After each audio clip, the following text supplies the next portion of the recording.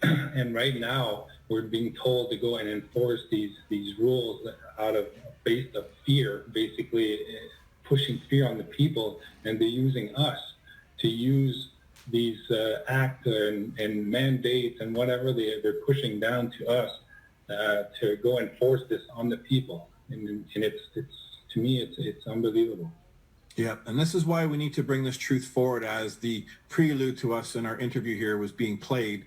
As I described, that we really have 4 questions, right? 4 very simple questions. 3 of them address, obviously, the foundation and rooting out this corruption that's our world today on multiple levels. And the first questions is we've never had this conversation, Gabriel, with your mother and father. When you were brought into this world, they were never given these foundational truths to pass on to you, the difference between legal and lawful. They were never taught the importance of why that is so important, and that what happens when we're born of this unlawful conversion that happens in a hospital, and what has ultimately done is it's affected the consciousness of every man and woman out there in this world. Because I know there are great people like you. There's thousands of them, millions of them that are in law enforcement that went into this career to protect and serve. But everyone needs to understand one foundational truth. We've all been lied to. Okay? We've all been lied to at who we are and the difference between legal and lawful. And God bless you, you started to do the research like Nathan Linchuk did, who I'm sure you're familiar with out in Saskatchewan there. There's a man that saw the 4 foundational knowledge videos, and he was very, it was very wonderful to hear him say, I didn't have to say anything to him, but he said, those 4 foundational videos, Chris, if everybody in the world would watch those, they're very short, they're very quick. He says, boy, would our world change overnight.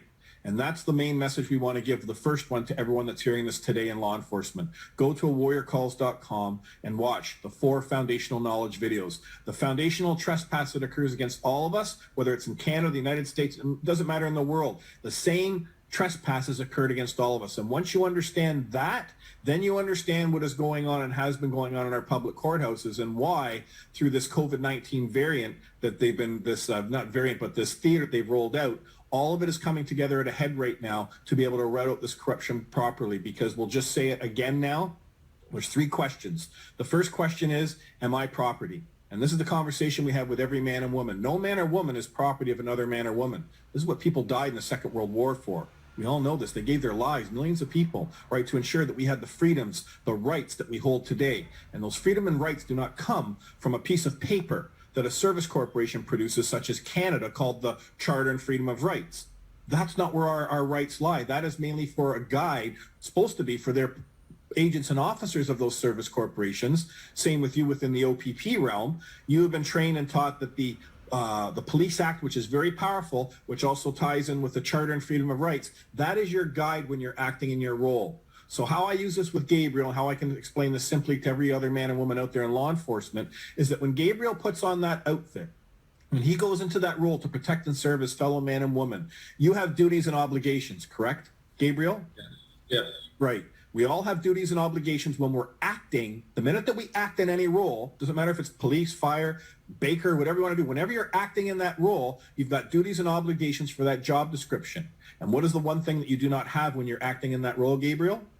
Rights, right? Mm-hmm. Only a man or woman has rights. When you step out of that realm, when you're acting, yes, you're back to rights again. It's no different than a man or woman that works for Coca-Cola, and they've got their duties and obligations, say, as a security officer. Are they going to come outside of their acting role within that service corporation with their duties and obligations and come out into the public and start applying what they're supposed to do on behalf of that service corporation? No, they can't do that. That's a trespass.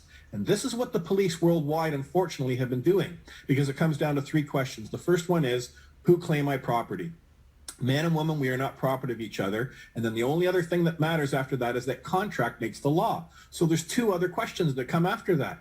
Any man or woman that you engage with in this world, okay, if they're going to come forward and deal with you, then they have to either have a contract with you on the private side. For example, Gabriel here, I'll use you as the example. Do I have a contract with you on the private side, Gabriel? We've just met a short while ago, but do we have a contract? No. Okay. Do you have a contract when you're acting for the OPP that you can bring forward that I had signed with the OPP? No. So just saying that, and I'm not your property, right, Gabriel? No. And you're not my property. So if I'm engaging with Gabriel on the side of the road when he's acting in his role, where does Gabriel have jurisdiction? right? That means control over the people. Remember, Gabriel's big on to protect and serve. That's what he's there to do. He's not there to intimidate, to enforce, to trespass against a man or a woman because of policy that a service corporation may write. And that's how simple this is. The law of our land that comes from our Creator is the unwritten law. And that's why I'm so grateful that we're able to have this conversation right here, right now, at this moment, because it is paramount that everyone that's in law enforcement that puts their lives on the line realizes, first and foremost, you've been lied to, and secondly, you've never been given these foundational truths. Everybody can understand that. We're not property, and that contract makes the law, either in a private capacity or whatever capacity that man or woman's acting or representing on behalf of the service corporation, bring forward that contract. Otherwise, and with all due respect, as I think you know, Gabriel, and every other man and woman out there in policing, what is put pen to paper does not apply to me. You can read off codes, rules, statutes, acts. Somebody else created that documentation. That's not law. Okay, and what does that, I'll let this, you talk to, because you've done some research on this now. What do all these codes, rules, statutes apply to? There's a trick word called person, isn't there? You know, and that's... Want to explain that a bit to everybody? That's what I found out, you know, when I found your website and everything else, and that's when my jaw kind of dropped, because I had no idea about the Service Corporation. The Government of Canada is an actual service corporation. And to me, like, a lot of this stuff, it's because our mind's been completely, consciousness has been completely controlled by everything that we know. Everything that we know is all based out of that legal stuff. Everything is legal. Like, we give our rights to lawyers. We give our rights to politicians by voting. We're just giving our rights all the time to all these service corporation people.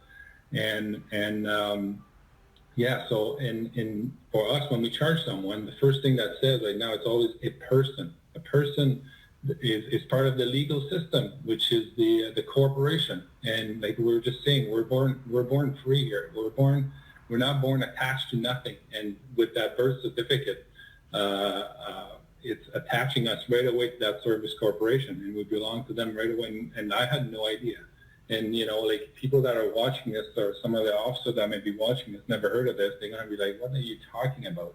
But you have to do... It's very simple. It's very simple, too, isn't it, Gabriel? Is that it comes down to he who creates owns. So did you create the birth certificate, or did I create that birth certificate?